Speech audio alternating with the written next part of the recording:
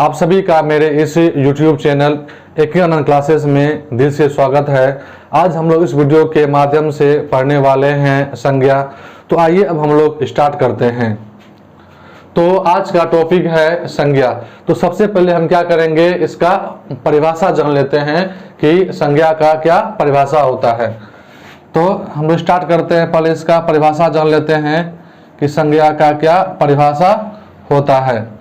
तो किसी व्यक्ति, वस्तु, स्थान, भाव इत्यादि के नामों को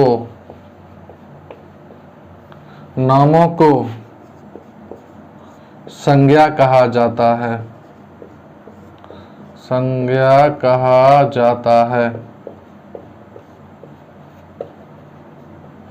जाता है। हम लोग इसका क्या करते हैं, फिर से देख लेते हैं।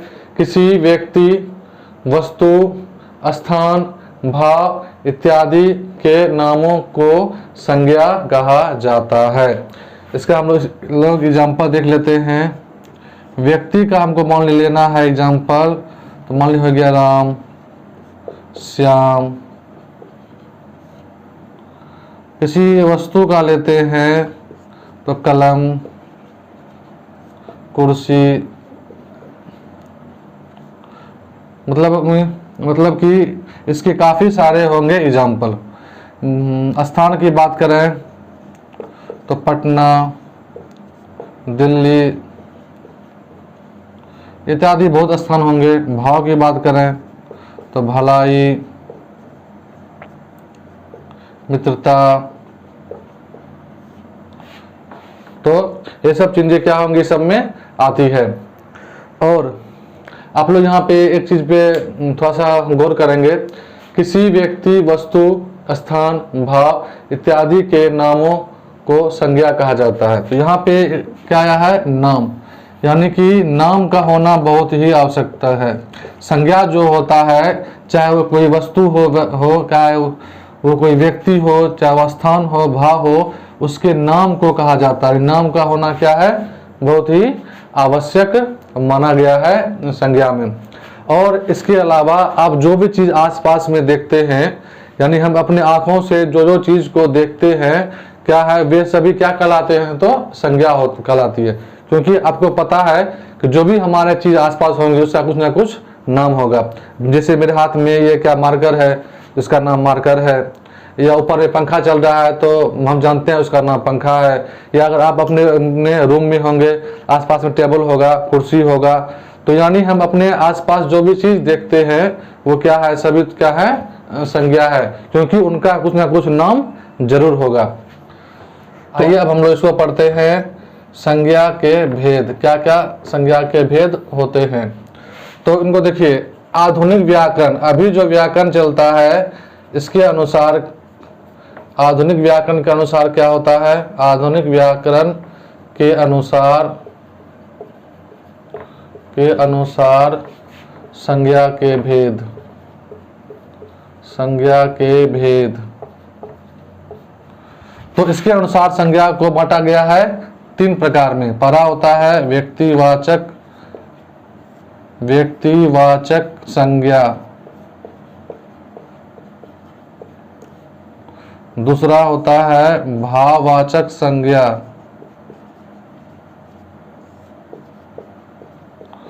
और तीसरा होता है जातिवाचक संज्ञा।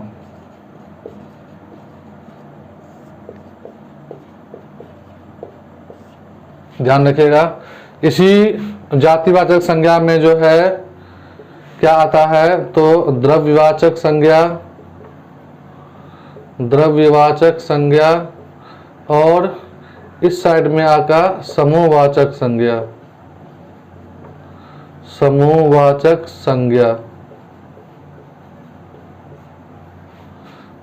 ठीक है। तो आपके मन में ये जरूर प्रश्न उठता होगा कि आखिर वह कौन सा कारण हो गया कि आखिर द्रव्यवाचक को, समूहवाचक को जातिवाचक में शामिल किया गया। तो हम लोग इसके बारे में क्या करेंगे, विस्तार से पढ़ेंगे आगे। तो अभी आप लोग को जानना है कि आधुनिक व्याकरण के अनुसार संज्ञा को 3 भाग में बांटा गया है, व्यक्तिवाचक, भाववाचक और जातिवाचक। पौराणिक व्याकरण के अनुसार यानी कि पहले जो हम लोग पढ़ते थे, ठीक है। तो पौराणिक व्याकरण के अनुसार यानी जो पहले की जो किताबें होती थी कि उसमें 5 भेद बताया गया है। आप लोग को मालूम ही होगा, पढ़े ही होंगे। पहला होता है व्यक्तिवाचक संज्ञा, दूसरा होता है जातिवाचक संज्ञा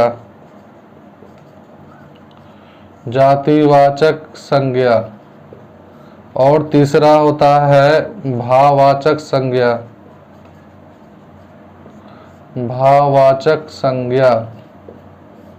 और चौथा होता है द्रव्यवाचक संज्ञा।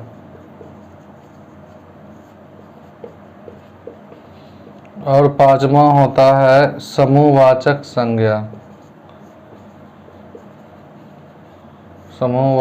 संज्ञा। ठीक है।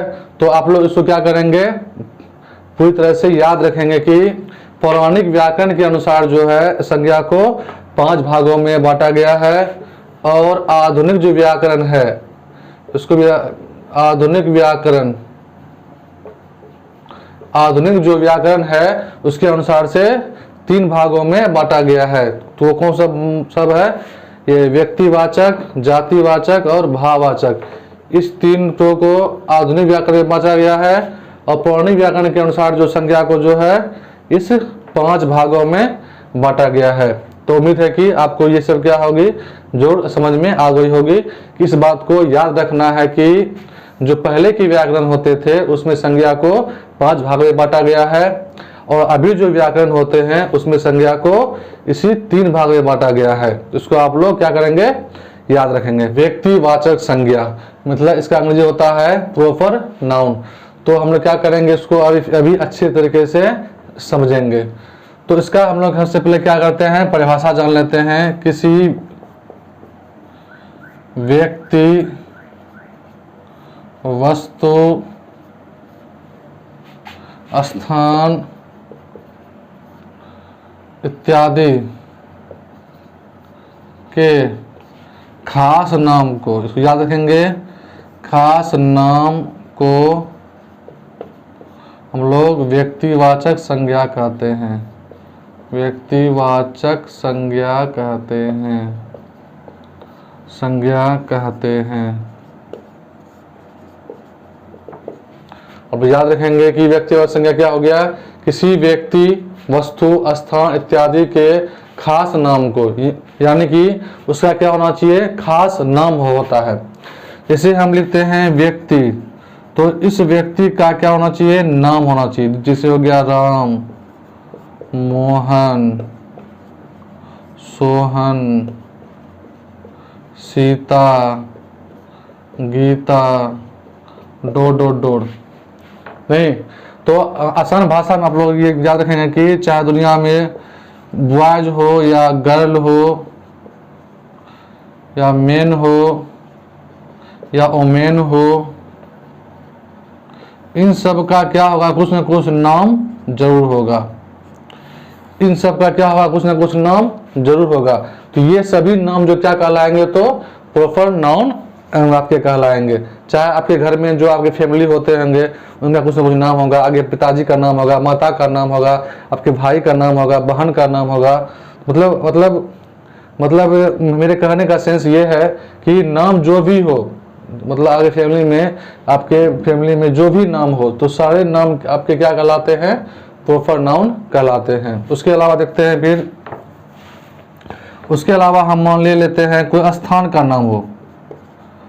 स्थान में बहुत सारा नाम होता है, जैसे पटना हो गया, चौसा हो गया, दिल्ली हो गया, डोड। कोई स्थान का नाम हो वो क्या आता है, वो आपके व्यक्तिवाचक में नाम आता है। कोई थिंग्स मान लीजिए कि कलम ले लिए, कलम क्या है? थिंग्स है। ये कलम आपका क्या होगा? प्रॉपर नाउन नहीं होगा। इस कलम का नाम रखते हैं मॉन्टेक्स। आप लोगों ने बहुत पढ़ा होगा। सोनाटा, तो मतलब कि लिंक ग्लेशियर, लिंक का कंपनी का पेन जो होता है, तो ये कलम नहीं, इस कलम का नाम हुआ मॉन्टेक्स हो गया। सोटा कंपनी का होता है, लिंक का पेन आता है। तो यानी कि इस कलम का क्या है? ये सभी नाम है। तो आपको क्या करना है? एक चीज पे दिमाग में बैठा लेना है कि कोई भी थिंग्स हो, कोई भी स्थान हो, उसका क्या होना चाहिए? अगर नाम होता है तो वही उसी नाम को हम लोग क्या कहते हैं? प्रॉपर नाउन कहते हैं। चलिए कि एग्जांपल लेते हैं। नदी का नाम ले लेते हैं।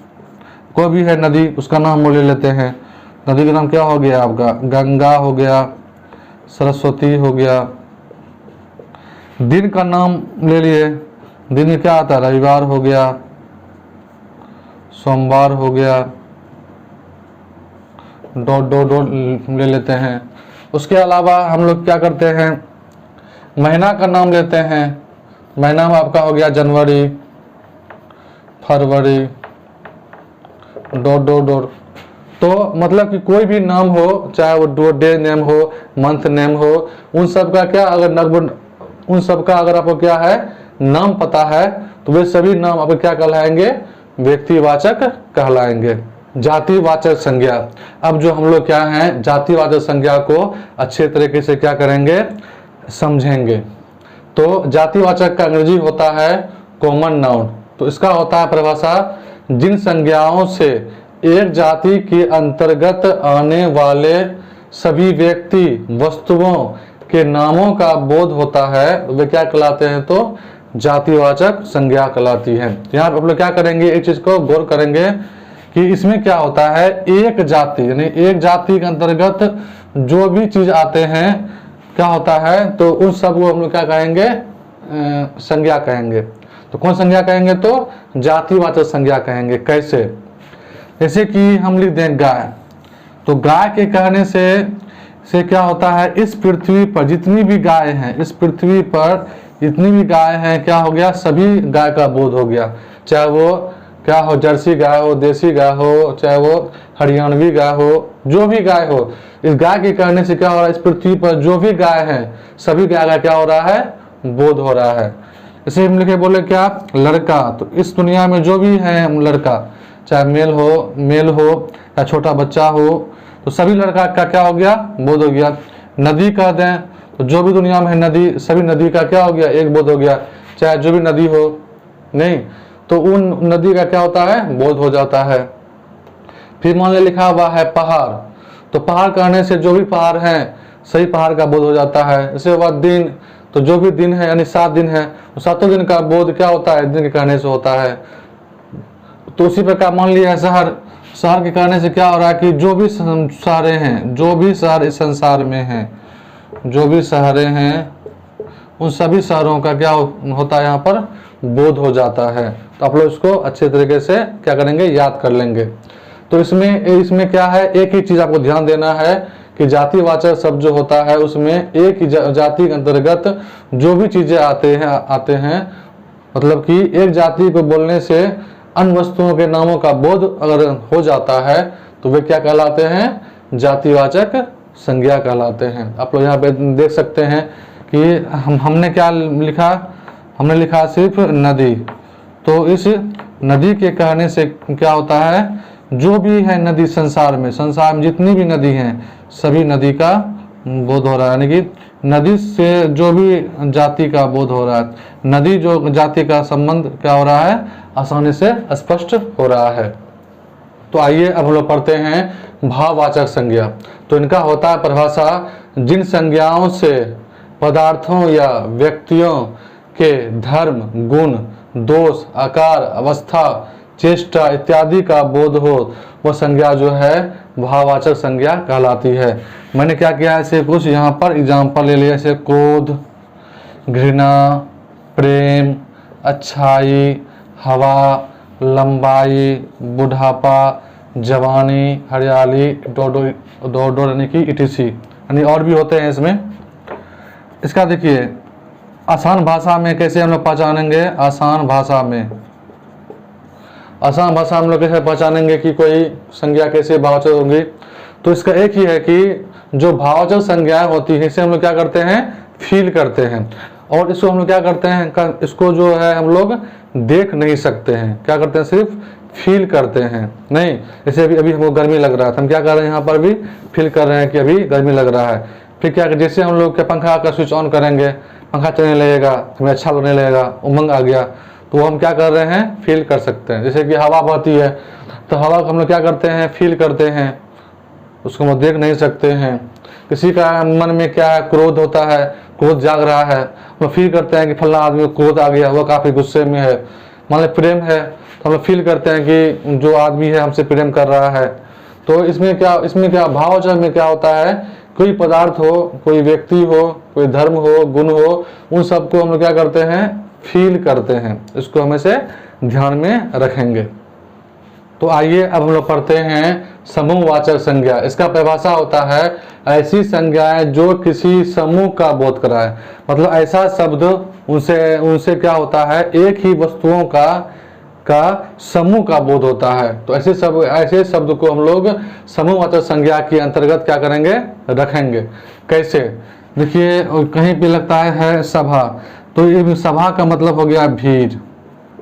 इसमें क्या होता है, बहुत सारा आदमी जो होता है एक ही जगह आके जमा होता है। संघ भी ले लिए, संघ में भी क्या होता है, बहुत सारे जो आदमी होते हैं वो आके जमा हो जाते हैं। सेना जो देख रहे हैं ये भी, इसमें भी वही चीज़ होता है, बहुत सारे व्यक्ति सेना में जाके भर्ती होते हैं। नहीं, गुच्छा हो गया तो चाबी का गुच्छा हो गया, तो चाबी का गुच्छा हो गया। अंगूर का गुच्छा हो गया तो एक साथ कई सारे अंगूर रहते हैं। तो गुच्छा मतलब होता है एक ही वस्तुओं का बार बार रिपीट होना, एक ही वस्तुओं का वहाँ पे क्या होता है, बहुत सारा झुंड होता है, समूह होता है। वर्ग आप लोग देख सकते हैं, वर्ग मतलब क्लास। तो क्लास में क्या होता है, बहुत सारे स्टूडेंट एक साथ बैठते हैं। तो वहाँ क्या हो गया, बहुत सारा स्टूडेंट का एक जगह बैठ गए, एक जगह जमा हो गए, उसको हम लोग वर्ग कहते हैं। फिर हो गया परिवार। तो इसमें क्या होता है कि हमारे जो फैमिली होते हैं, भाई बहन, चाचा चाची, सभी एक जगह बैठते हैं, तो उनको क्या कहते हैं, हम लोग परिवार कहते हैं। तो देखिए यहाँ एक शब्द आया, समूह का मतलब ही होता है सभा या संघ या सेना। समूह का मतलब ही होता है झुंड, कई सारे व्यक्तियों का झुंड होना, मिलान होना। तो इसको आप लोग क्या करेंगे, आराम से याद रखेंगे कि जिस शब्द से ऐसा प्रतीत हो कि बहुत सारे आदमी वहाँ पे इकट्ठा हुए हैं या बहुत सारे वस्तु को इकट्ठा किया गया है, तो ऐसे शब्द जो हम लोग क्या करते हैं, समूहवाचक संज्ञा के अंतर्गत उसको रखते हैं। फिर देखिए नेक्स्ट है द्रव्यवाचक संज्ञा, जो कि संज्ञा का अंतिम भेद है। तो इसमें क्या होता है, कोई ठोस पदार्थ, कोई धातु हो या अधातु हो, इन सब को क्या है, द्रव्यवाचक संज्ञा में हम लोग रखते हैं। इसका देखिए आसान नियम क्या है, पहचानने का आसान नियम क्या है इसका, आप लोग ध्यान दीजिए। इसका पहचान नियम देखिए, हम क्या करें, किसी को या तो उसको क्या करें, नाप लें, या तो उसको क्या करें, तौल लें, लेकिन गिनती नहीं कर सकें।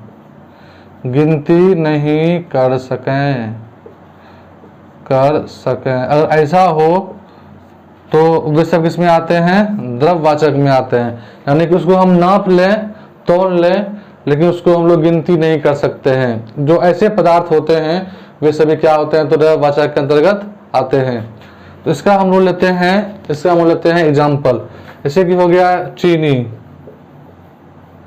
को हम लोग क्या करते हैं, तोल के लेते हैं, ना कि गिन के लेते हैं। चीनी हो गया, चाय हो गया, चाय आपका क्या हो गया, तरल पदार्थ हो गया। नहीं, यानी कि जो भी पेय पदार्थ हैं, जो भी हम लोग पीते हैं, यानी कि जो भी पेय पदार्थ है, यानी कि जो भी हम क्या करते हैं, पीते हैं, दही हो गया, दूध हो गया, चाय हो गया, पानी हो गया, तो वे सभी चीज का आपका जो है द्रव्यवाचक के अंतर्गत आते हैं। उम्मीद है कि आज का टॉपिक आपको काफ़ी अच्छा लगा होगा। अगर मेरा ये टॉपिक आपको अच्छा लगे तो कृपया आप मेरे इस चैनल को जरूर सब्सक्राइब करें और अपने दोस्तों के बीच भी शेयर करें, ताकि उन्हें भी महत्वपूर्ण जानकारियाँ प्राप्त हो सके। धन्यवाद।